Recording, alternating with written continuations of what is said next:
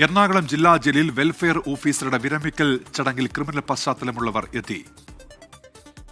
ജയിലിനുള്ളിൽ നിന്നുള്ള ദൃശ്യങ്ങൾ റീലായി സോഷ്യൽ മീഡിയയിൽ പങ്കുവച്ചു. ഈ ദൃശ്യങ്ങൾ 24-ന് ലഭിച്ചു. എസ് ശ്യാംകുമാർ ഇപ്പോൾ വിവരങ്ങളുമായി കൊച്ചിയിൽ നിന്ന് ചേരുന്നുണ്ട്. ശ്യാംകുമാർ, ഇക്കാര്യത്തിലൊരു വീഴ്ച സംഭവിച്ചു എന്നാണോ ശ്യാംകുമാർ? ഉന്മേഷ്, ഇക്കാര്യത്തിൽ വീഴ്ച സംഭവിച്ചു എന്നുള്ളത് സ്പെഷ്യൽ ബ്രാഞ്ച് റിപ്പോർട്ട് ചെയ്തിട്ടുണ്ട്. കാരണം ജയിലിനുള്ളിൽ നിന്ന് ദൃശ്യങ്ങൾ പകർത്തി അത് പുറത്ത് പങ്കുവച്ചു എന്നുള്ളതാണ് ഈ സംഭവത്തിലെ ഏറ്റവും പ്രധാനപ്പെട്ട വീഴ്ചയായിട്ട് ചൂണ്ടിക്കാണിച്ചിരിക്കുന്നത്. അതീവ സുരക്ഷാ മേഖലയാണ് ജയിൽ. അതിൻ്റെ അകത്ത് ഇലക്ട്രോണിക് ഉപകരണങ്ങൾ ഉപയോഗിക്കുന്നതിന് നിയമപരമായ നിരോധനം തന്നെയുണ്ട്.